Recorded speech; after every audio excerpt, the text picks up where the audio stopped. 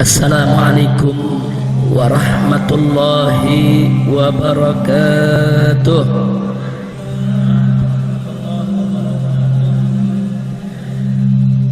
Bismillah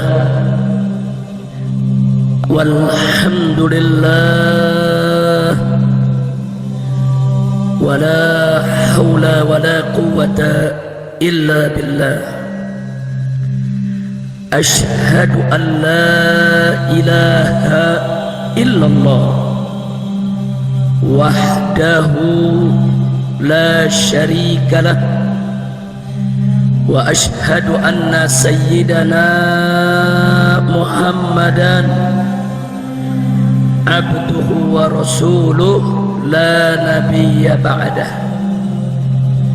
Allahumma salli wa sallim wa barik ala sayyidina wa habibina wa syafi'ina wa maulana nabiyyina Muhammadin wa ala alihi at-tahirin at-tayyibin wa ashabihi al-ghurril mayamin wa man tabi'ahum bi ihsanin ila yaumiddin. Saudara, eksistensi habaib yang ada di atas muka bumi sampai hari ini, dan itu barusan diakui oleh Syekh Mahir yang datang dari Suriah. Beliau salah seorang guru besar di Universitas Imam Syafi'i yang ada di wilayah Cipanas, Jawa Barat, dan beliau bermadhab Imam Syafi'i. Dengan tulus dan ikhlas barusan beliau sampaikan, bukan sekedar mujamalah, bukan sekedar di hadapan kita, tapi memang sudah sekian lama sejak awal beliau menuntut ilmu, beliau sudah meletakkan Ahlul Bait di dalam hati dan kehidupannya, dan beliau mengakui tentang keberadaan eksistensi keluarga Nabi sampai hari ini. Kenapa dua poin ini saya garis bawahi, saudara? Ini penting khususnya pada situasi zaman sekarang ini. Di kita punya negeri ada sejumlah gerakan yang memiliki banyak channel televisi dan radio, sudah berani bicara lantang di televisi dan radio mereka untuk menanamkan keraguan di benak kaum muslimin di Indonesia tentang keberadaan keturunan Rasulullah Sallallahu Alaihi Wasallam. Oleh karenanya, taskik dan taswis yang dilakukan oleh mereka wajib kita jawab bil ilm. Tidak boleh kita jawab dengan emosi, tidak boleh kita jawab dengan hawa nafsu, tapi harus kita jawab dengan hujjah dan argumentasi yang kuat, sehingga mereka tidak punya celah lagi untuk merongrong eksistensi habaib di atas muka bumi ini, wabil khusus di bumi Nusantara tercinta ini. Saudara, mari kita lihat apa yang mereka sampaikan dan bagaimana cara kita untuk menjawabnya dengan singkat. Saudara, yang pertama, mereka ingin menanamkan keraguan di hati umat dengan mengatakan turunan Nabi itu tidak ada. Nabi tidak punya anak lelaki yang meneruskan keturunannya. Anak-anak lelaki Nabi telah meninggal dunia, wafat semenjak kecil. Dari mana sekarang ini ada kelompok yang mengaku sebagai habaib, sebagai keturunan Rasulullah? Mereka racuni benak umat Islam, saudara. Dan ini bukan secara diam-diam, secara terang-terangan, lewat channel-channel televisi yang mereka miliki, lewat majelis yang mereka bangun, lewat radio-radio yang mereka buka, saudara, secara transparan, bahkan disebarluaskan lewat medsos, lewat YouTube dan lain sebagainya, saudara. Nah, karena itu, saudara, begitu mereka gencar mengatakan sedemikian rupa, alhamdulillah, para ulama baik dari kalangan habaib, masyaikh maupun para kiai telah memberikan jawaban yang sangat gamblang, saudara, di mana mereka hanya menukilkan apa yang ditafsirkan oleh Al-Imam Al-Fakhr Razi dalam kitab tafsirnya, seorang ulama Ahlus Sunnah wal Jamaah yang sangat terkenal dan muktabar serta muktamad inda Ahlus Sunnah wal Jamaah, saudara. Tatkala beliau menafsirkan surat Al-Kautsar, inna a'tayna kal-kautsar. Ya, beliau mengatakan Al-Kautsar. Di kalangan mufassirin ada beberapa tafsir, beliau sebutkan sampai 15 makna ya saudara. Tapi satu hal yang menarik, saudara, bagaimanapun ditafsirkannya Al-Kautsar tersebut, beliau menyatakan tetap tidak bisa dilepaskan daripada sababun nuzulnya, saudara. Sababun nuzul daripada turunnya surat tersebut, tatkala putra Nabi alaihi salatu wassalam meninggal dunia, saudara, orang-orang kafir, saudara, rame-rame, saudara, khususnya dipimpin oleh provokator mereka yang bernama, saudara, yaitu Al-Aba ibn Wa'il, saudara, mengatakan Muhammad abtar. Muhammad abtar. Abtar itu suatu istilah yang secara lughah maknanya terputus, tapi secara terminologi suatu kalimat yang biasa digunakan untuk menghina kedudukan seorang laki-laki yang tidak punya keturunan, saudara. Jadi katakan Muhammad abtar, Muhammad abtar, Muhammad tidak punya keturunan, Muhammad terputus keturunannya. Bagaimana Muhammad sudah jadi pemimpin kita? Orang kedudukannya rendah, nggak punya keturunan. Karena ketika itu al-Arab yatafakhar bin nasab, yatafakhar bil aulad, saudara. Nah akhirnya, saudara, provokasi dan propaganda semacam itu dijawab oleh Allah dengan diturunkan surat inna a'tayna kal-kautsar. Sesungguhnya kami telah memberikan kepada engkau ya Muhammad al-Kautsar. Maka Imam Al-Fakhrazi, saudara, dalam kitab tafsirnya mengatakan, karena ini sababun nuzulnya berkenaan dengan hinaan kepada Nabi yang tidak punya keturunan, maka makna Al-Kautsar adalah auladun Nabi, anak cucu Nabi alaihi salatu wassalam. Karena itu, saudara, tidak ada satupun perbedaan di antara ulama ahlus sunnah wal jamaah, salafan wa khalafan, baik yang terdahulu maupun di masa yang berikutnya, bahkan sampai detik ini, saudara, tidak ada perbedaan pendapat di antara ulama ahlus sunnah wal jamaah bahwa abna'u Zahra, dzurriyyatu Fatimah Zahra adalah keturunan Nabi Muhammad sallallahu alaihi wasallam. Para ulama mengatakan ini perkara mujma' alaih. Ya, tafsir inna a'tayna kal-kautsar memang tidak mujma' alaih, tapi kesepakatan ulama bahwa turunan Fatimah Zahra adalah keturunan Nabi, adalah itratuhu, adalah dzurriyyatuhu, adalah ahlu baitihi, itu mujma' alaih inda ahli sunnati wal jamaah. Nah, oleh karena itu, saudara, kelompok-kelompok tadi yang mengatakan keturunan Nabi tidak ada, berarti mereka sudah melawan ijma', berarti mereka sudah menentang ijma', berarti mereka sudah, saudara, menantang kesepakatan para ulama ahlus sunnah wal jamaah. Dan silakan kita buka kitab usul fikih, apa hukum bagi mereka yang menolak ijma' ulama, sudah. Itu yang pertama. Runtuh sudah hujah mereka, saudara. Kali ini mereka pakai hujah kedua. Iya, kata mereka, kami nggak menentang ijma'. Ya sudahlah, keturunan Fatimah itu keturunan Rasulullah. Tapi kan, bagaimana mungkin habaib di Indonesia sekarang ngaku-ngaku sebagai keturunan Nabi? Sebab keturunan Fatimah Zahra itu udah terbunuh semua di padang Karbala. Dia pakai dalil kedua, sudah.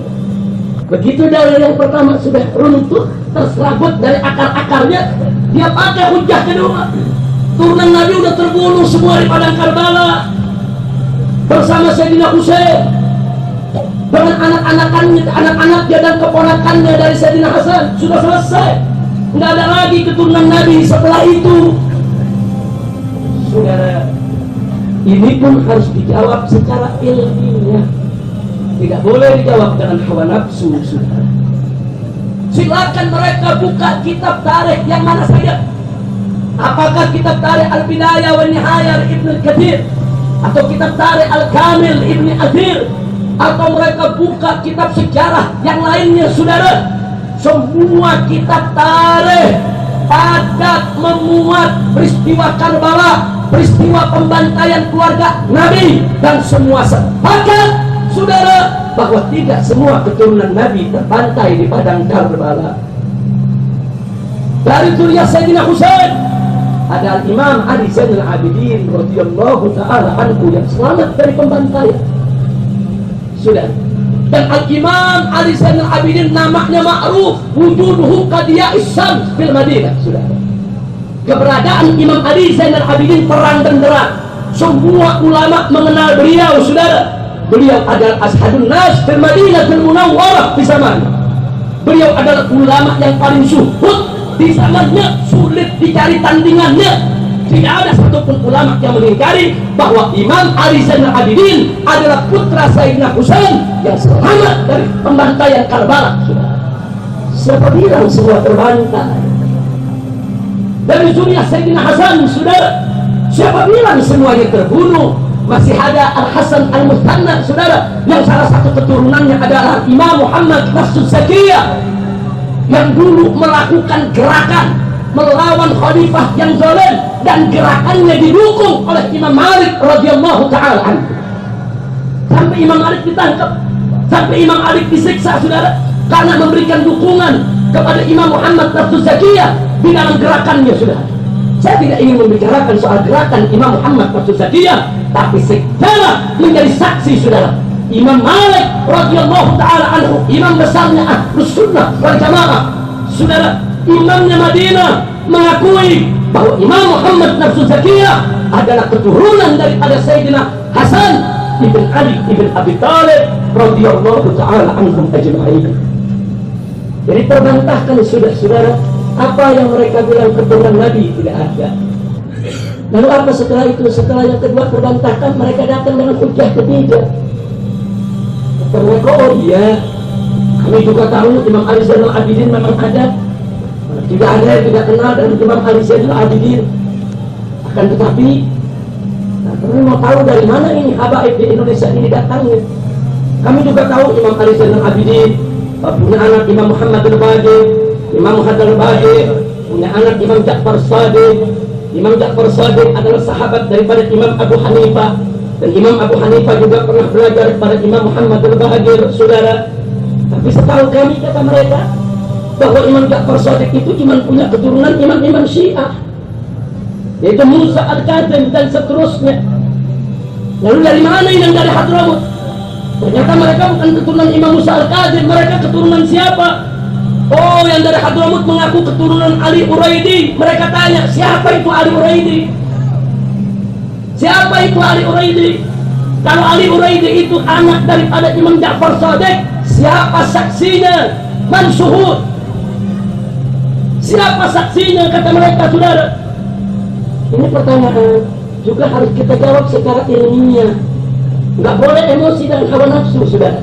Karena kalau kita tidak berhasil membuktikan bahwa Imam Ali Al-Uraidi radhiyallahu taala anhu sebagai putra daripada Imam Ja'far Shadiq, maka seluruh nasab habaib di Indonesia yang berasal dari Imam Ali Uraidi diragukan. Bahkan kalau kita tidak mampu untuk membuktikan bahwa Imam Ali Uraidi betul putra Imam Ja'far Shadiq, maka nasab habaib seluruh Indonesia, saudara, gugur dengan sendirinya. Masya Allah, ini serangan bukan main-main, saudara. Ini serangan serius, saudara. Tapi alhamdulillah, para ulama kita menjawabnya dengan jawaban-jawaban yang muskil, jawaban yang membungkam lawan, saudara. Anda bisa lihat bagaimana Al-Habib Ahmad bin Muhammad Asy-Syafiri radhiyallahu ta'ala anhu, saudara, salah satu ulama besar di Terim yang meninggal dunia di kota Jeddah, saudara, membuat satu risalah kecil menjawab tuduhan-tuduhan tersebut dengan jawaban yang luar biasa, saudara. Antara lain, mari kita lihat, saudara. Siapa bilang sosok Imam Ali Uraidi tidak dikenal oleh zaman? Siapa bilang sosok Imam Ali Uraidi tidak dikenal oleh ulama? Siapa bilang sosok Imam Ali Uraidi tidak ada yang tahu kalau beliau adalah putra daripada Imam Ja'far Shadiq? Saudara, ternyata di kalangan muhadditsin, saudara, di kalangan ulama rijalul hadis, nama Imam Ali Uraidi sangat terkenal di tengah-tengah mereka. Kok bisa? Satu, Al-Imam Al-Bukhari rahimahullahu ta'ala wa arda, saudara, menyebut nama Imam Ali Uraidi lengkap dengan nasabnya sebagai salah satu perawinya di dalam kitab At-Tarikhus Shaghir. Imam Bukhari, Imam Muhadditsin, saudara, menyebut nama Imam Ali Uraidi sebagai putra Imam Ja'far Shadiq, saudara.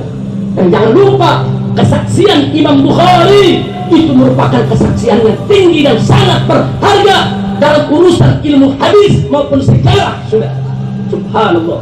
Ternyata bukan hanya di Tarikhus Shaghir Imam Bukhari, ternyata di Jami' Tirmidzi, di Sunan Al-Baihaqi, saudara. Begitu juga, saudara, dalam kitab Musnad Imam Ahmad disebutkan nama Imam Ali Uraidi sebagai salah satu perawi yang merawikan hadis-hadis yang dimuat dalam Musnad Imam Ahmad, Jami' Tirmidzi, Sunan Al-Baihaqi, Sunan Al-Bazzar, dan aneka ragam kitab-kitab hadis lainnya, saudara. Dan dalam ilmu al-jarh wa ta'dil tidak ada satupun ulama jarh wa ta'dil yang mengatakan Imam Ali Uraidi ghair thiqah, Imam Ali Uraidi kadzib. Tidak ada, saudara. Semua menyatakan orang ini alim, thiqah, wa huwa walad min al-Imam Ja'far Shadiq radhiyallahu ta'ala anhu. Subhanallah.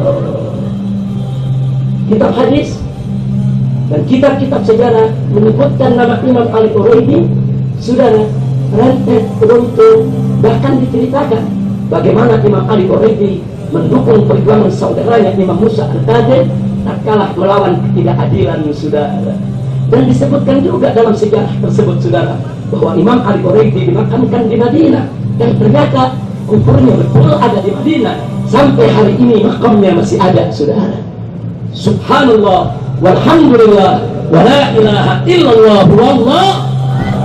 Jadi, saudara, siapapun habaib yang ada di seluruh Indonesia yang intisab ilal Imam Ali Uraidi, mereka adalah keluarga Nabi, mereka adalah ahlul bait Nabi, karena Imam Ali Uraidi adalah putra Imam Ja'far Shadiq. Imam Ja'far Shadiq putra Imam Muhammadul Baqir, Imam Muhammadul Baqir putra daripada Imam Ali Zainal Abidin, Imam Ali Zainal Abidin adalah putra Sayyidina Husain, Sayyidina Husain adalah putra daripada Sayyidatuna Fatimah Zahra binti Rasulullah sallallahu alaihi wasallam. Alhamdulillah. Begitu mereka datang lagi, gugur lagi dalilnya, mereka baca hujjah keempat, saudara. Ya sudah, kalau memang Imam Ali Uraidi disebutkan dalam kitab-kitab hadis, ya kami nggak bisa nolak, apalagi kitab hadisnya Ahlus Sunnah. Tapi yang kami bertanya, itu yang namanya Ahmad Muhajir dari mana itu? Ngaku-ngaku keturunan Imam Ali Uraidi, kata mereka begitu, saudara. Bahkan ada di antara mereka mengatakan Ahmad Muhajir ini Badawi, orang gurun, orang gunung, orang kampung yang tidak dikenal, datang ke Yaman, ngebohongin orang Hadramut, ngaku sebagai keturunan Imam Ali Uraidi. Ya Allah, saudara, catat baik-baik bahwa Al-Imam Ali Uraidi punya anak Al-Imam Muhammadun Nagib. Kenapa dijuluki An-Nagib? Karena beliau adalah Nagibul Ashraf Wassadat, saudara, fil Iraq. Bahkan bukan hanya fil Iraq, wal Hijaz, saudara. Yang namanya Nagibul Ashraf Wassadat di zamannya tidak ada yang tidak kenal, saudara. Semua Alawiyin, semua Zuriyatun Nabi, semua ulama kalau ingin cari siapa itu kepala sukunya habaib, siapa itu biangnya habaib, siapa itu dengkotnya habaib di zaman itu, semua menunjuk ke Imam Muhammadun Nagib, putra daripada Al-Imam Ali Al-Uraidi. Dan gak sampai di situ, Al-Imam Muhammadun Nagib mendidik anaknya Al-Imam Isa Ar-Rumi yang dijuluki juga An-Nagib, karena kedudukan Nagabah setelah wafatnya Al-Imam Muhammadun Nagib, saudara, dipegang oleh Al-Imam Isa Ar-Rumi, saudara. Imam Isa Ar-Rumi sebagai Nagibul Ashraf, saudara, biangnya para syarif, biangnya para sayyid seluruh negeri, baik di Hijaz, di Irak, di Mesir, di Yaman, tidak ada yang tidak kenal, saudara. Lalu siapa Ahmad Al-Muhajir? Ahmad Al-Muhajir adalah putra daripada pimpinannya para asraf, putra Imam Isa ibnu Muhammadun Nagib, saudara. Jadi omong kosong kalau Imam Ahmad Al-Muhajir tidak dikenal oleh ulama. Omong kosong kalau Imam Ahmad Al-Muhajir mengaku-ngaku sebagai keturunan Imam Ali Uraidi, terus ulama membiarkan. Omong kosong. Terus kita dituntut lagi baik kalau gitu buktikan. Ulama mana yang mengakui Imam Ahmad bin Isa Al-Muhajir sebagai Dzurriyyatul Nabi? Cari pengacari. Subhanallah. Ternyata saudara Al-Imam Al-Khatib Al-Baghdadi dalam kitab Tarikh Baghdad menceritakan tentang murasalah antara Al-Imam At-Tabari Shahihut Tafsir dengan Imam Ahmad bin Isa Al-Muhajir. Murasalah. Walaupun ketika itu Imam At-Tabari umurnya sudah lanjut, saudara, sedangkan Imam Ahmad umurnya masih muda, saudara, tapi mereka bertemu sezaman, saudara. Di mana saudara diceritakan dalam kitab Tarikh Baghdad bahwa seorang Alawi turunan dari Ali ibn Abi Thalib yang bernama Ahmad bin Isa bin Muhammad bin Ali bin Ja'far bin Muhammad bin Ali bin Husain disebutkan, saudara, dia menulis surat kepada Imam At-Tabari, saudara, di mana beliau mengeluhkan tentang saat di zamannya begitu sulit mencari orang-orang yang thiqah. Beliau minta arahan dari Imam At-Tabari, bagaimana kunci untuk mudah berhubungan dengan orang-orang yang thiqah. Dalam bentuk syair dibuatnya, saudara. Syairnya dituliskan dalam kitab Tarikh Baghdad dan dijawab oleh Imam Tabari, saudara, juga dalam bentuk syair. Yang menarik, di dalam syairnya tersebut Imam Tabari memanggil Imam Ahmad bin Isa Al-Muhajir yang jauh lebih muda daripadanya. Beliau katakan, ya amiri, wahai tuanku. 2 kali disebut ya amiri, wahai tuanku. Imam Tabari, ulama besar Ahlus Sunnah wal Jamaah, ulama besar tafsir, ulama salaf. Enggak ada Ahlus Sunnah wal Jamaah yang tidak mengakuinya, saudara. Beliau memanggil seorang Alawi, seorang keturunan Nabi, seorang keluarga Nabi yang jauh lebih muda dari beliau dengan amiri. Bukan hanya menunjukkan mahabbah beliau untuk Ahlul Bait, tapi sekaligus itu pengakuan bahwa Imam Ahmad Al-Muhajir betul adalah keturunan Rasulullah Sallallahu Alaihi Wasallam. Alhamdulillah. Kira-kira saya sampaikan jelas tidak? Jelas tidak? Begitu dibatalkan dalil mereka, mereka pakai dalil lain lagi. Ya sudahlah. Kalau Imam Ahmad Muhajir itu memang keturunan Nabi, tapi yang datang dari Hadramut ke Indonesia kemana? Jangan-jangan orang gunung semua. Datang kemari-mari ini mengaku-ngaku keturunan Imam Ahmad Al-Muhajir. Sudah. Jangan kau sembarangan bicara. Bukan 1-2 kitab, lebih dari 100 kitab tarikh dan ansab mencatat dan memuat nasab keturunan Imam Ahmad Al-Muhajir di Hadramut, saudara. Nama-nama seperti Imam Ubaidillah, nama-nama seperti Imam Alwi yang pertama kali menamakan dirinya dinamakan Alwi, kemudian turunannya disebut Ba'alwi, saudara. Kemudian nama-nama seperti Imam Al-Baqi Muqaddam, saudara, itu nama-nama masyhur indal ulama. Bahkan nama Al-Imam, saudara, Al-Imam Abu Bakar bin Abdullah Al-Aidawus Al-Adani disebut oleh Al-Imam As-Sakhawi dan disebut oleh Imam Ibn Hajar dalam kitabnya lengkap dengan nasabnya, saudara. Jadi tidak ada satupun ulama Ahlus Sunnah yang meragukan bahwa Al-Faqih Al-Muqaddam dan keluarganya, pamannya, keponakannya, anak keturunannya, mereka semua adalah turunan Al-Imam Ahmad Al-Muhajir ilallah. Tidak ada satupun ulama nasab baik di tanah Arab, khususnya di Hadramut, yang meragukan nasab mereka, saudara. Mereka ini, saudara, habaib yang ada di Hadramut, yang kemudian mereka hijrah ke Indonesia. Mereka muttasilus sanad ila Nabi, muttasilus sanad madhaban wa fikran wa nasaban wa ilman, saudara, wa aqidatan, saudara. Akidah yang dibawa oleh para habaib ke Indonesia, saudara, muttasilus sanad ila Nabi. Ilmu yang dibawa oleh habaib ke Indonesia muttasilus sanad ila Nabi, saudara. dari habaib di Indonesia bukan hanya sanadnya bersambung dari segi nasab saja, tapi dari segi akidah, dari segi ilmu, dari segi perilaku, dari segi gaya hidup, dari segi tata cara, dari segi tradisi, dari segi istiadat. Mereka tidak terputus daripada apa yang pernah diajarkan oleh datuk-datuk mereka yang bersambung kepada Nabi Muhammad sallallahu alaihi wasallam. Maka itu para habaib yang ada di Indonesia, banggalah kau dengan kakek moyangmu, banggalah kau dengan kakek-kakekmu, banggalah engkau dengan salaf-salafmu. Kenapa hari ini di antara engkau mulai ada yang menyimpang, melirik ke jalan lain yang bukan jalan ayahmu, melirik ke jalan lain yang bukan jalan datukmu? Nggak main-main. Ini habaib saudara, gudang ulama, gudang aulia. Siapa yang tidak kenal saudara?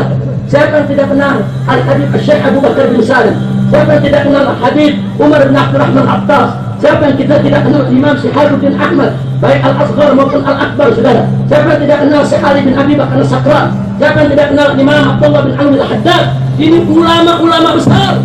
Jadi kalau ada anak cucunya yang tidak bisa memposisikan datuk-datuknya di posisi yang terhormat, di posisi bermartabat, bahkan mulai melirik ke jalan-jalan yang di luar daripada ajaran datuknya saudara, sungguh suatu kebodohan, sungguh satu kebutaan. Mereka tidak kenal siapa datuk mereka sebetulnya sudah.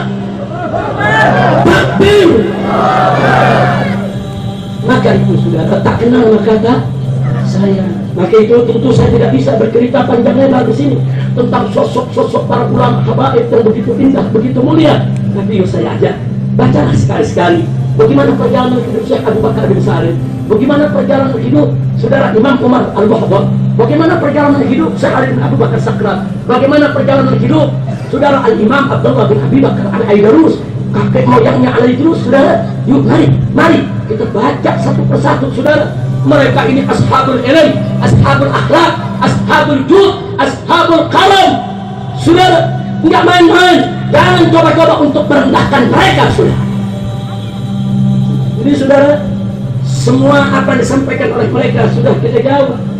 Nah, sekarang mereka mulai bungkam. Akhirnya apa mereka bilang? Yang terakhir mereka bilang, iya sudahlah turunan Nabi ada. Yalah sudahlah ya, baik di Indonesia semua betul keturunan Nabi. Tapi apa perlunya sih mengenal keturunan Nabi? Kami tidak akan menyebutkan dalil-dalil tadi kalau kau tidak tentang. Giliran kita keluarin dalilnya, kita dibilang bangga-bangga diri. Jadi serba salah sudah. Kita diam dia serba. Begitu kita jawab dengan dalil, oh ini membangga-banggakan diri. Kami tidak akan bicara ini kalau kau tidak menyerah. Kami tidak akan bicara ini kalau kau tidak menentang. Kami tidak akan bicara ini kalau kau tidak menyebar fitnah di tengah umat Islam. Tapi baiklah, kalau kau tanya untuk apa kami jelaskan itu semua, demi Allah bukan untuk bangga-banggaan, apalagi untuk sombong-sombongan. Tidak ada habaib kakek moyangnya mengajarkan anak cucunya untuk sombong, untuk tafahur bin nasab, tidak ada sudah. Tapi datuk-datuk kami menjelaskan tentang pentingnya nasab ini karena ada seperangkat hukum Islam, hukum Allah yang berkaitan dengan kedudukan mereka sudah. Satu, tentang haramnya Ahlul Bait menerima zakat. Bagaimana bisa diterapkan kalau nasab Ahlul Bait dilenyapkan saudara? Yang kedua saudara, kewajiban Ahlul Bait mendapatkan humus saudara, dari kas negara Islam, dari pampasan perang umat Islam saudara. Bagaimana bisa diterapkan kalau habaib yang tidak menjaga nasab saudara? Yang ketiga saudara, soal kafaah fil nikah saudara, yang diakui dalam mazhab al-Imam Syafi'i wal Imam Abu Hanifah wal Imam Ahmad, yang menganjurkan untuk menjaga selalu kafaah dalam pernikahan. Bagaimana ini bisa dijaga kalau nasab habaib diabaikan begitu saja sudah? Yang keempat saudara, nggak sampai di situ, wujubul mahabbah li ahli baitin Nabi, wajibnya umat Islam cinta kepada Ahlul Bait. Bagaimana mereka bisa melaksanakan kewajiban tersebut kalau mereka tidak tahu mana yang habib dan mana bukan habib saudara? Bukan untuk bangga-banggaan, bukan, tapi untuk menjaga syariat Nabi. untuk menjaga hukum Allah agar hukum-hukum itu tetap tegak di bumi Allah dan tidak semudah diabaikan orang. Insya Allah. Oh, kalau kita mau sebutkan masih panjang lagi sudah. Ini ceramahnya sampai jam 5 barusan. Jadi bukan untuk bangga-banggaan, bukan sudah. Bukan. Na'udzubillah. Saudara, min tafakhur bin nasab, min kibir. Saudara, na'udzubillah min dzalik. Nah, kemudian yang paling afdal saudara, setelah mereka udah nggak punya dana lagi, ujung-ujungnya mereka bicara saudara tentang kepribadian. Ya, tahulah emang ada hukum-hukum Islam yang berkenaan dengan habaib, tapi kan faktanya habaib banyak rusak.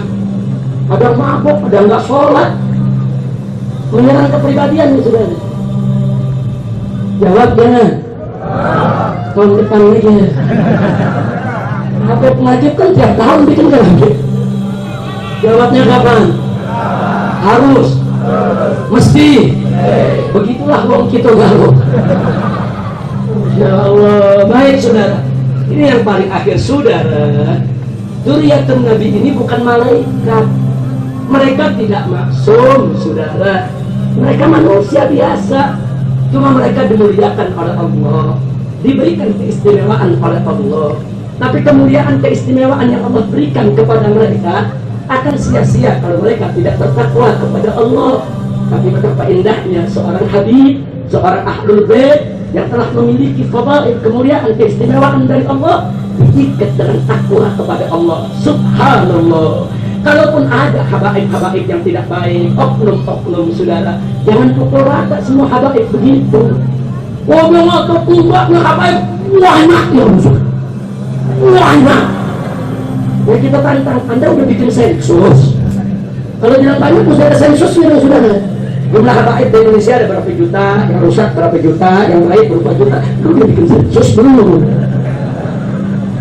Ini sensus belum dibikin udah ngambil kesimpulan, enggak yang minyak saudara. Saya tidak melakukan sensus, betul, tapi saya yakin dengan doa Rasul sudah. Manakala Siti Fatimah Zahra disandingkan dengan Ali ibn Abi Thalib dinikahkan, Nabi mengangkat kedua tangannya memohon kepada Allah, Allahumma akhrij minhuma al-kathir thayyib.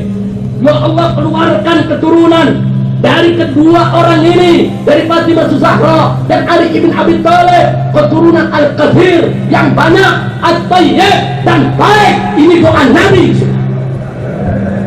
Saya tanya, yakin nggak dengan doa Nabi? Yakin tidak dengan doa Nabi? Saya belum sensus, tapi saya yakin doa Nabi mustajab. Saya belum sensus saudara, tapi saya yakin doa Nabi menjadi kenyataan bahwa habaib lebih banyak yang baik daripada yang tidak baik saudara. Segelintir kalangan dzurriyyah yang tidak baik itu tidak melunturkan sedikit pun kemuliaan dzurriyyah Nabi yang diberikan oleh Allah Subhanahu wa taala kepada mereka. Kira-kira jelas tidak? Paham tidak? Jangan gara-gara ada suatu yang tak baik semua dibilang tak baik. Saudara dari dulu masya Allah, habaib ini ajaib saudara. Habaib ajaib saudara. Masya Allah, mereka dakwah di mana-mana. Bagaimana nggak ajaib? Yuk, saya buktikan satu aja sudah. Ini habaib datang dari Hadramut. Ada yang meninggalkan istri, ada yang meninggalkan anak, saudara. Datang ke Indonesia, itu zaman belum ada pesawat terbang, saudara. Mereka datang ke Indonesia, saudara, itu belum tentu bisa balik ke Hadramut, saudara. Mereka datang ke Nusantara untuk apa? Hanya untuk menyebarkan Islam. Bahkan ada satu habib di apa namanya di Palembang ini, Habib Mahdi. Habib Abdullah bin Idrus, Habib Abdullah bin Idrus berusaha yang datang kemari meninggalkan istrinya di Hadramut dalam keadaan hamil. Sampai anaknya dilahirkan, beliau nggak ketemu. Sampai anaknya dewasa, beliau nggak ketemu. Sampai anaknya menikah, punya anak lagi, punya cucu, beliau nggak ketemu. Saudara, sampai anaknya yang di Hadramut meninggal, beliau masih hidup di Palembang, beliau nggak ketemu. Sampai cucunya dari Hadramut datang ke Palembang mencari kakeknya. Subhanallah, bagaimana pengorbanan para syaraif istri-istri mereka sudah. Mereka ridho, mereka rela. Suami-suami mereka berangkat ke Nusantara menyebarkan Islam. Mereka rawat didik anak yang ditinggalkan oleh suaminya dengan baik. Itu anak menjadi aulia, itu anak menjadi sholihin karena dididik oleh ibu-ibu yang setia kepada perjuangan para suaminya sudah. Subhanallah, nggak main-main. Saudara, habaib datang di Indonesia bukan buat dagang, bukan untuk nyari duit, bukan untuk nyari kedudukan, tapi untuk menyebarkan Islam. Jangan diputar balik, saudara. Ya, kalau mereka berdagang memang betul, kalau mereka nyari duit, nyari nafkah memang betul, tapi bukan itu tujuan mereka. Tujuan mereka adalah dakwah linasril Islam di Nusantara, saudara. Dengan keikhlasan mereka, iman mereka, takwa mereka, akhlak mereka, Indonesia yang semula 100% bukan muslim berubah menjadi 90% rame-rame masuk ke dalam ajaran Islam, saudara. Takbir. Jazakumullahu khairan jazaa anil Islam wal muslimin. Kira-kira jelas? Paham semua? Betul? Udah berlanjut? Lanjutlah. Nah, baik. Kalau disuruh lanjut ya sudahlah. Satu aja lagi. Mau nambah lagi. Ini bukan pempek. Saya doa yang pempek, tapi ini bukan pempek ya sudah. Tapi boleh kita tambahkan. Jangan juga terlalu banyak yang diterima, nanti banyak yang dilupa. Betul? Betul? Nah, yang terakhir apa mereka bilang baik? Habaib banyak, tunang nabi banyak, tapi apa karya mereka? Apa karya mereka?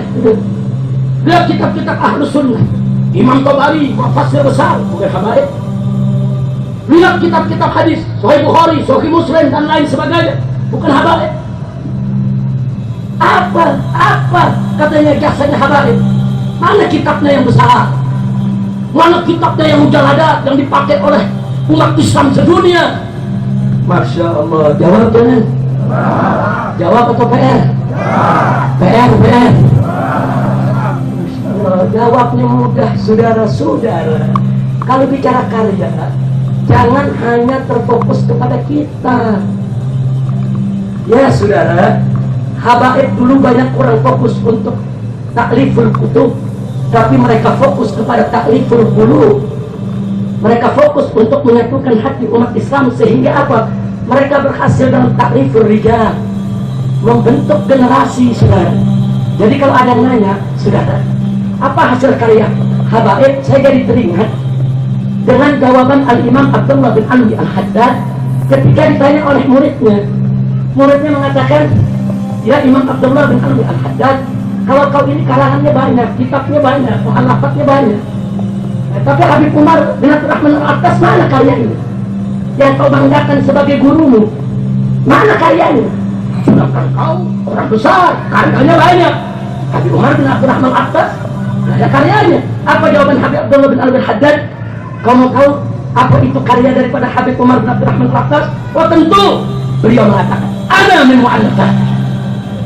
Aku inilah hasil karya daripada Habib Umar bin Abdurrahman Al-Attas. Tanpa bimbingannya, tanpa binaannya, tanpa didikannya, aku tidak kenal Allah, aku tidak kenal Rasul, aku tidak seperti yang sekarang kau lihat ini. Subhanallah. Berarti hasil karya itu bukan kitab saja. Ada yang lebih dahsyat dari kitab, saudara.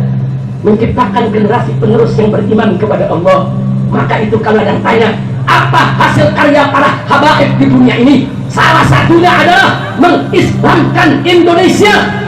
Umat Islam Indonesia yang saat ini jumlahnya 200 juta lebih, saudara, itu adalah mahakarya para habaib yang datang ke negeri ini memperkenalkan Islam kepada mereka, saudara. Bahkan bukan hanya di Indonesia, di Thailand, di Filipina, saudara, yaitu di Malaysia, di Brunei, di Singapura, bahkan sampai ke Afrika sana, saudara. Di mana-mana negeri Asia, Afrika, sampai ke India, ke Pakistan, ke mana negeri yang bawa Islam adalah para habaib. Mereka bawa dengan akhlak, mereka bawa dengan mahabbah, mereka bawa dengan ilmu. Itulah mahakarya keluarga Nabi kita Muhammad sallallahu alaihi wasallam.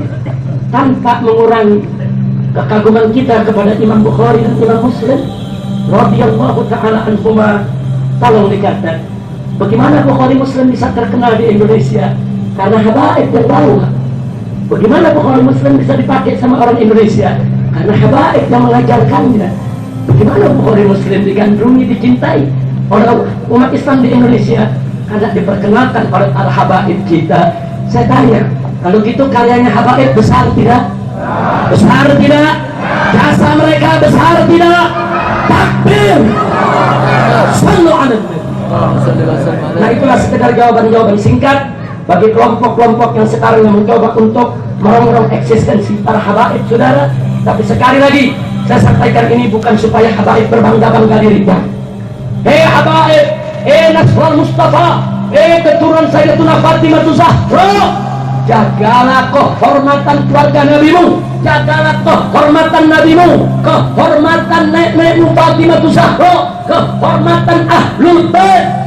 Ahlul bait sebagaimana tadi dikatakan oleh Syekh Mahir Al-Munajjid harus menjadi pendamping Al-Quran, karena Nabi yang mengatakan sebagaimana diriwayatkan oleh Imam Muslim, inni tarku fikum mustaqalan kitab Allah wa idrati ahli baiti. Allah meninggalkan Nabi alaihi salatu wassalam meninggalkan dua peninggalan yang maha berat di tengah umat Islam. Pertama Al-Quran, berikut As-Sunnah yang menjelaskan isinya sudah, dan yang kedua adalah Itratun Nabi sebagai ahlul bait Nabi. Maka itu ahlul bait Nabi wajib untuk menjadi pendamping Al-Quran, pembela Al-Quran, pejuang Al-Quran. Gak boleh ahlul bait seenaknya melakukan perbuatan yang bertentangan dengan tuntunan Al-Quran.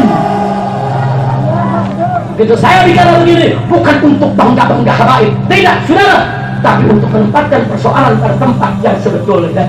Insya. Nah, itu yang saya mau sampaikan pada hari ini. Begitu kepada para habaib semua, khususnya saya mau tanya, siap bersatu, siap berbuat baik, siap jaga kehormatan Nabi, siap menjadi pendamping Al-Quran, takbir.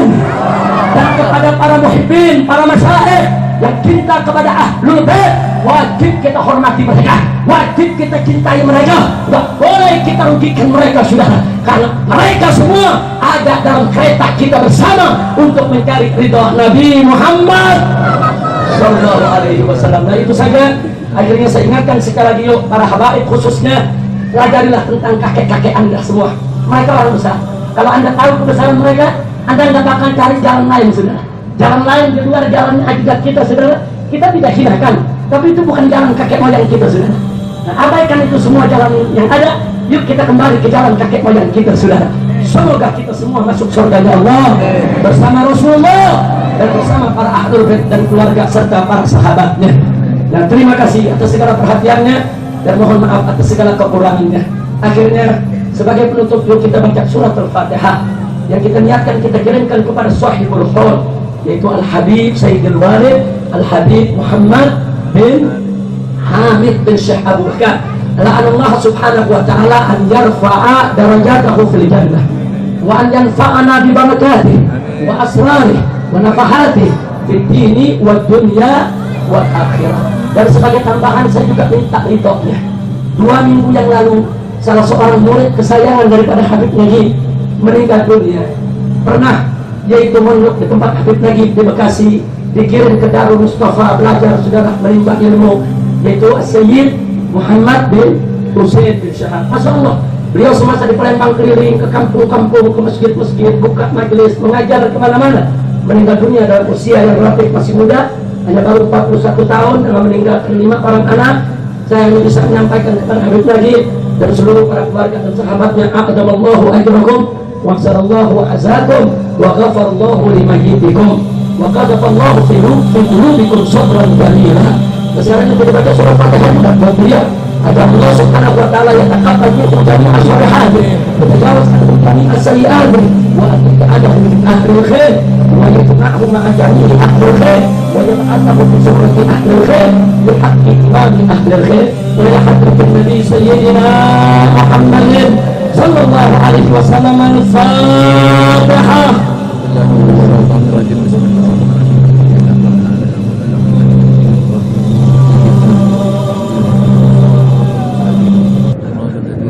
Jazakallahu minna minkum taqabbal ya karim. Terima kasih atas segala perhatian. Saya mohon maaf atas segala kekurangan, kehilafan dan kesalahannya.